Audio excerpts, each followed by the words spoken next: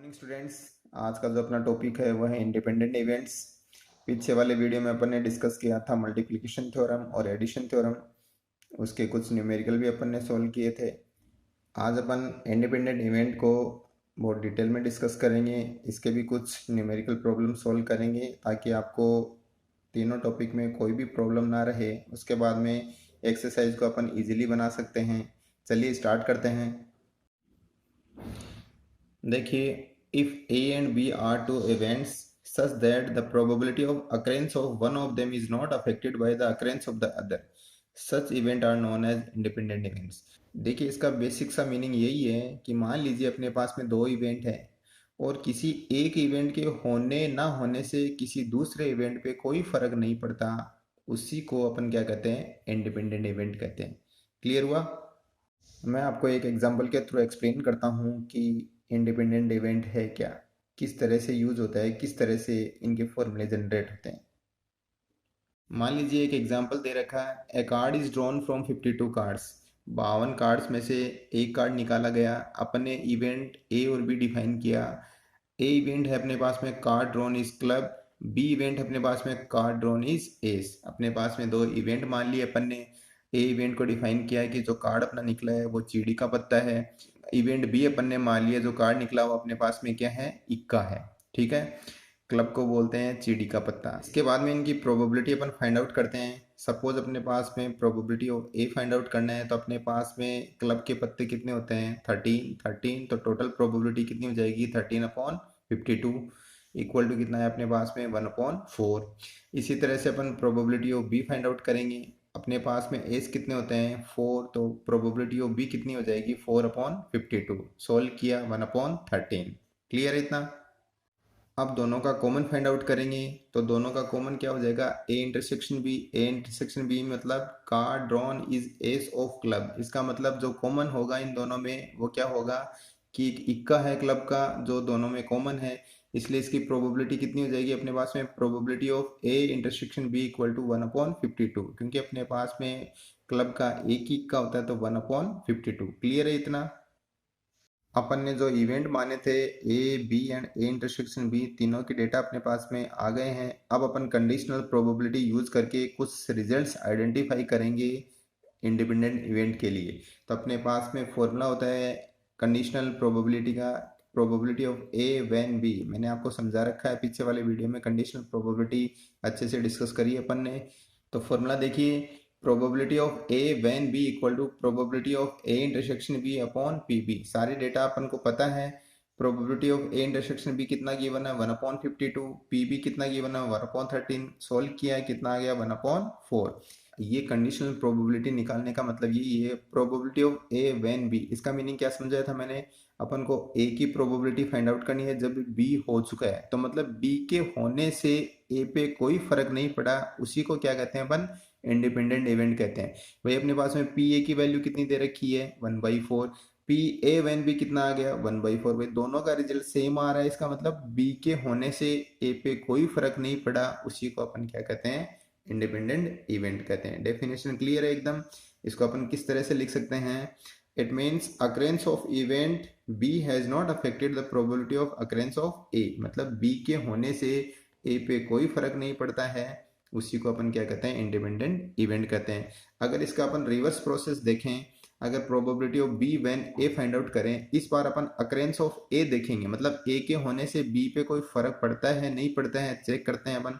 तो probability of B when A कितना होता है, probability of B intersection A upon P A. B intersection A की value और ए इंटरसेक्शन बी की वैल्यू दोनों सेम है अपने पास में, कितनी है, 1/52। पी ए वैल्यू कितनी है अपने पास में, 1/4। सोल्व किया, कितना आ गया, 1/13। अब देखिए पी बी की वैल्यू कितनी है अपने पास में, ऊपर 1/13। ठीक है, और पी बी वन ए की वैल्यू कितनी है अपने पास में, 1/13। कहने का मतलब क्या है, ए के होने से बी पे कोई भी चेंजेस नहीं आया, इसका मतलब क्या अपने पास में ये इंडिपेंडेंट इवेंट। तो डेफिनेशन का जो एक्चुअल मीनिंग था अपन ने एग्जाम्पल के थ्रू समझने की कोशिश करी है। अब अपन देखेंगे कि इंडिपेंडेंट इवेंट में फॉर्मूले किस तरह से बनते हैं, किस तरह उनको यूज करना है। चलिए आगे देखते हैं। देखिए, let two events A and B are said to be independent. दो इवेंट अपने पास में इंडिपेंडेंट कब कहे जाते हैं, जब probability of A when B equal होता है पी ए के। इसका मीनिंग मैंने अभी आपको समझाया एग्जांपल्स के कि बी के होने से ए में कोई चेंजेस नहीं है, इसका मतलब ए में कोई भी चेंजेस नहीं है, तो ये probability of A when B किसके इक्वल हो गया, पी ए के इक्वल हो गया। Similarly probability of B when A कितना हो जाएगा अपने पास में, पी बी हो जाएगा। क्यों, ए के होने से बी में कोई भी चेंजेस नहीं है, तो ये किसके इक्वल हो गया, पी बी के। ध्यान रखिए यहाँ पे पी बी और P A not equal to zero होगा। अगर ये इक्वल टू आप जीरो कर दोगे तो सारी कैलकुलेशन ही खराब हो जाएगी। क्लियर है। देखिए अपन ने दोनों रिजल्ट्स फाइंड आउट कर लिए हैं। अब अपन थ्योरम से ये लॉ से पढ़ते हैं आगे कि probability of B when A क्या होता है अपने पास में, probability of A intersection B upon P A. Clear है। अगर अपन probability of A intersection B find out करें तो यहाँ पे दोनों को क्रॉस मल्टीप्लाई किया, कितना आ गया अपने पास में, probability of A dot probability of B when A. मैंने अभी आपको बोला है कि probability of B when A कितना हो जाएगा, बी व्हेन ए किसके बराबर होगा, पी बी के बराबर होगा। तो क्या पुट कर सकते हैं अपन, probability of A dot probability of B. Clear हो गया। तो कहने का मतलब ये है कि ये जो रिजल्ट्स अपने पास में मिला है अपन को, probability of A intersection B किसके इक्वल हो जाएगा, P A dot P B when A. पे वैल्यू पुट करेंगे तो आ जाएगा अपने पास में simple probability of A intersection B equal to P A dot P B. ये अपने पास में इंडिपेंडेंट इवेंट का फॉर्मूला होता है। अब अपन देखेंगे तीन इवेंट के लिए इंडिपेंडेंट इवेंट किस तरह से फाइंड आउट करते हैं। देखिए अपने पास में तीन घटनाएं ए बी सी स्वतंत्र घटनाएं कहलाती है यदि और केवल यदि। कहने का मतलब ये है तीन इवेंट अपने पास में वो इंडिपेंडेंट कब होंगे, जब अपने पास में उसके केसेस कुछ इस तरह से होंगे, कुछ रूल्स होंगे। देखिए दो का रूल अपन ने फाइंड आउट कर रखा है। Probability of A intersection B अपन ने फाइंड आउट किया P A dot P B. Probability of B intersection C वो ए की मीनिंग है, ऊपर में ए बी है, यहाँ पे बी सी है, तो कितना हो जाएगा B dot C. Similarly A dot C. अगर अपन तीनों का रिजल्ट लें, probability of A intersection B intersection C किसके इक्वल हो जाएगा, P A dot P B dot P C. Clear है। इसमें से अपने पास में कंडीशन है, कंडीशन को याद रखना आप। यदि इनमें से कम एक भी शर्त सत्य नहीं होती है तो दी गई घटनाओं को स्वतंत्र नहीं कहा जा सकता। अगर इनमें से कोई भी एक कंडीशन अगर फुलफिल नहीं हो रही है तो अपने पास में जो इवेंट है वो इंडिपेंडेंट नहीं होगा। एक अपना छोटा सा टॉपिक था जो यहाँ पे कंप्लीट होता है। इसको अपन ने बहुत डिटेल में समझा है, थ्योरेटिकली समझा है, न्यूमेरिकल के थ्रू समझा है और अपन ने डेरिवेशन के थ्रू भी इसको समझा है। मैंने हर तरीके से आपको समझाने की कोशिश करी है। मैं आपसे ये आशा करता हूँ कि आपको ये समझ आया होगा। एक्सरसाइज 16.2 करने के लिए आपको ये टॉपिक आना बहुत ज़रूरी है। इस पे बहुत ज़्यादा न्यूमेरिकल पूछे जाते हैं। ठीक है, चलिए स्टार्ट करते हैं। कुछ और एग्जाम्पल अपन करते हैं ताकि आपको इंडिपेंडेंट इवेंट में कोई भी डाउट ना रहे। मान लीजिए एक अनगिनत पासे को दो बार उछाला गया है। माना ए और बी क्रमशः घटनाएं पहली उछाल पर विषम संख्या प्राप्त होना और दूसरी उछाल पर विषम संख्या प्राप्त होना को निरूपित करते हैं। मतलब दोनों उछाल पे अपने पास में क्या मिलना चाहिए, विषम संख्या। ये इंडिपेंडेंट इवेंट किस तरह से अप्लाई करेंगे अपन मैं बताऊंगा आपको। तब हमें इन घटनाओं को के स्वतंत्र परीक्षण पर विचार करना है। अपन को बताना है कि ये इंडिपेंडेंट इवेंट है या नहीं है। कहने का मतलब है एक डाइस अपने पास में उसको दो बार उछाला है और अनभिन्नत डाइस है। अनभिन्नत का मतलब होता है कि उसमें कोई भी नंबर इक्वल नहीं है। एक होता है अभिन्नत, एक होता है अनभिन्नत। अभिन्नत का मतलब होता है कि सारे नंबर इक्वल हों, अनभिन्नत का मतलब होता है कि अलग अलग हों। ठीक है,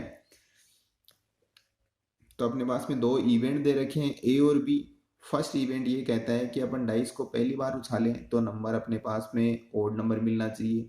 फिर अपन दूसरा केस लें बी केस, तो भी अपने पास में नंबर क्या आना चाहिए, ओड नंबर आना चाहिए। उस केस में अपन को इंडिपेंडेंट इवेंट चेक करना है। क्लियर है क्वेश्चन। अब अपन इसका सोल्यूशन करते हैं।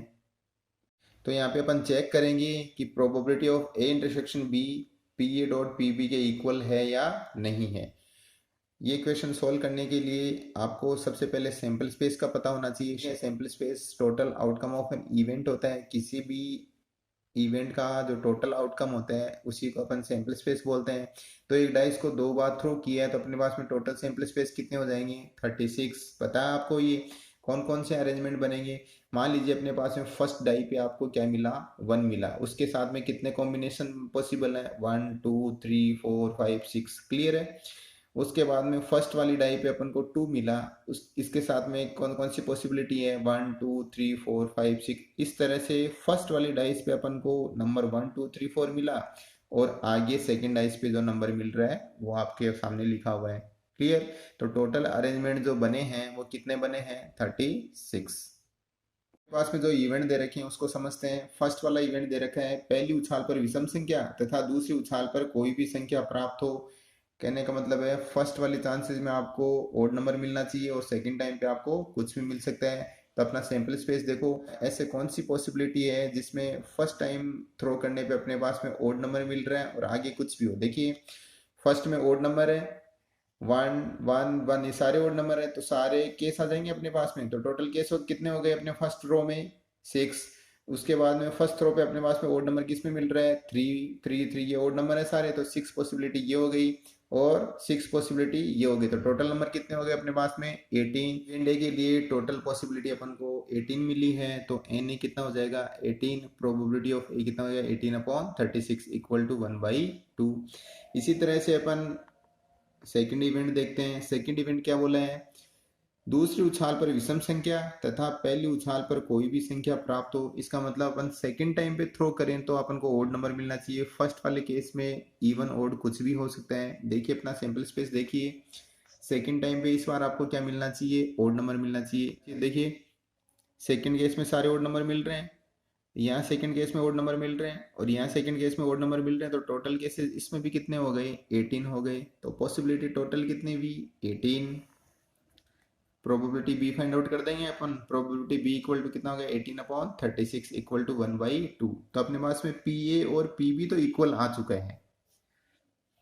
अब अपन फाइंड आउट करेंगे A intersection B. A intersection B का मतलब है डाइस को 2 बार थ्रो करने पे दोनों टाइम पे अपन को क्या मिलना चाहिए? ओड नंबर मिलना चाहिए। तो दोनों केस में ओड नंबर मैं आपको बताता हूँ। देखिए 1 1 मिल रहा है आपको दोनों टाइम ओड नंबर, 1 3 मिल रहा है ओड नंबर, 1 5 मिल रहा है। इस तरह से अपने पास में टोटल केस अपन को फाइंड आउट करने हैं। तो ए इंटरसेक्शन बी के लिए टोटल केस कितने हुए मैं आपको बताता हूँ। ये अपने पास में ऐसे केसेस हैं 1 1 1 3 1 5 3 1 3 3 3 5 5 1 5 3 5 5, जिसमें दोनों थ्रो करने पे अपन को क्या मिल रहा है? ओड नंबर मिल रहे हैं। टोटल केस कितने हुई? 9। Probability of A intersection B कितना हो गया? 9/36, कितना है? 1/4। अब अपन इंडिपेंडेंट इवेंट को किस तरह से चेक करते हैं? इंडिपेंडेंट इवेंट को चेक करने के लिए मैंने आपको बताया था स्टार्टिंग में कि probability of A intersection B वो किसके इक्वल होना चाहिए? P A dot P B के इक्वल होना चाहिए। अब देखिए probability of A intersection B अपन को कितना मिला? 1/4। प्रोबेबिलिटी ऑफ ए कितना मिला था अपन को? 1/2 मिला था। प्रोबेबिलिटी ऑफ बी कितना मिला था? 1/2। तो 1/2 और 1/2 कितना हो जाएगा? 1/4। देखिए दोनों इक्वल हैं, इसका मतलब क्या है? ये इंडिपेंडेंट इवेंट है। क्लियर हुआ किस तरह से आपको इंडिपेंडेंट इवेंट को चेक करना है? सबसे पहले आपको पी ए फाइंड आउट करना है, फिर आपको पी बी फाइंड आउट करना है, उसके बाद में दोनों का इंटरसेक्शन फाइंड आउट करना है।